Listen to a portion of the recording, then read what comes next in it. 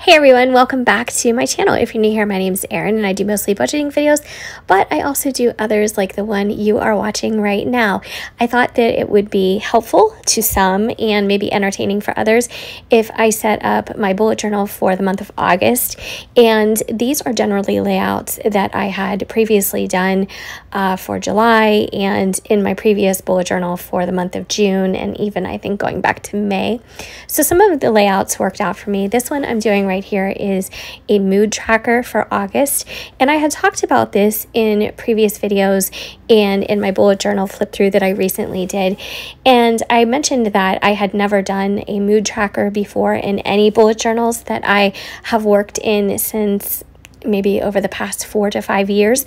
And I tried it over the past couple of months and I realized how helpful it is to literally track your moods. I just do a 1 to 10 scale. And I don't know, I just really like it. And I think that's going to be great information to look back upon and be able to gauge how I was feeling, maybe what was going on in my life at that time. And I just think it'll be really helpful. And for this layout, I am doing a sleep tracker, and it's a little bit different from the one that I had done in the month of July. I just wanted to do a different layout because I thought the way I was tracking my hours of sleep was just a little bit awkward before. So I decided to divide the month in half and put down how many hours total I slept, not necessarily what time I went to bed and what time I woke up, and then also a little sidebar to show how I would rate my sleep. So 1 star to 5 stars. And I think this will be a much more efficient and helpful way to track my sleep because generally I go to sleep at the same time on the weekends and the same time during the week every time. So during the work week, it's earlier. During the weekends, I stay up later and it's just kind of my habit. So this way I'll at least see how many hours I was getting and be able to gauge the quality of sleep. Now next is where I start working on my weekly layouts. So I started the first one with an additional day because August started on a Saturday. I just added that to the full week. So this is for the week of August 1st through the 8th. And what I did was create a little tiny monthly calendar at the top. That's just for quick viewing and quick reference. And I also put a little water tracker here.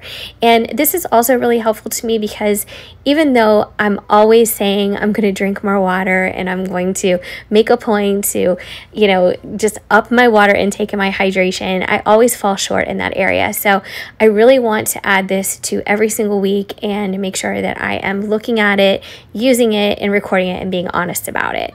So I put the first day of August, or did I put 2 days of August at the bottom? I just missed that. I'm doing a voiceover and I'm not exactly comfortable doing a voiceover, but I thought it was the best way to do this type of video.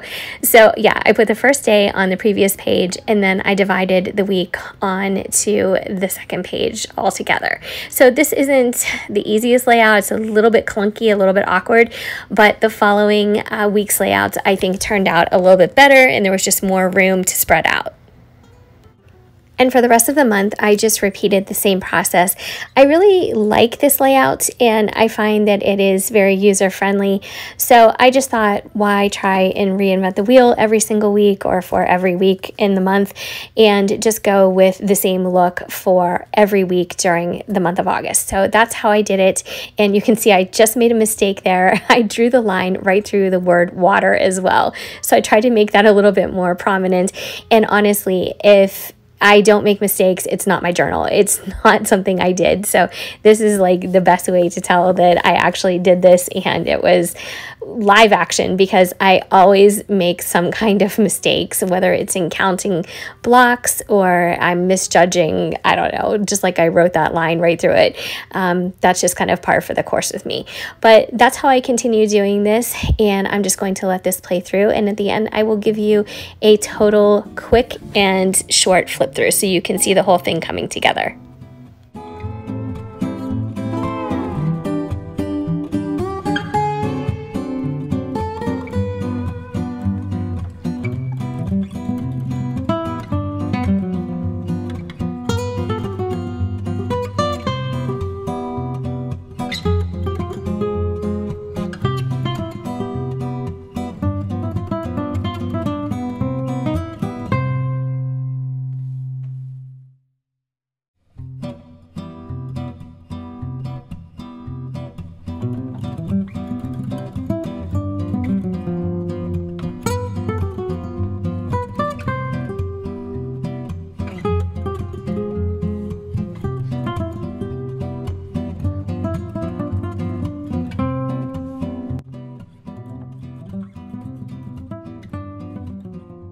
Now here's where I used my extra page just to list some YouTube video uploads. So I thought that as I title my videos and I upload them, I can just record the titles here on this page. And honestly, I really couldn't think of anything that I wanted to add to this month, because although I'm using this so much and I'm using it to track so much of my planning and ideas and thoughts, I just don't want it to get too off course and track too many things here, because I am still using other planners for other things in my life. So this is just keeping things very minimal and short and sweet. So this is an entire overview, so start to finish, and I set this up in the month of June. I think I started to set up, and then I had to redo it because I got this journal. That's right.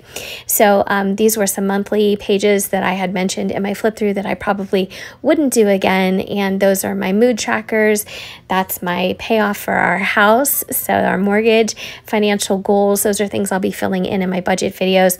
My old sleep tracker, and this was how I had set up my weeks before. So I hope that you enjoyed this video. If you did, please let me know below, because I would be very happy to give regular updates on my bullet journaling, whether it's a process or just to give you a flip through and show you how things are looking. If you have any questions, of course, please leave them down below. And as always, I really appreciate you spending some time with me by watching this video, and I hope to see you next time. Take care.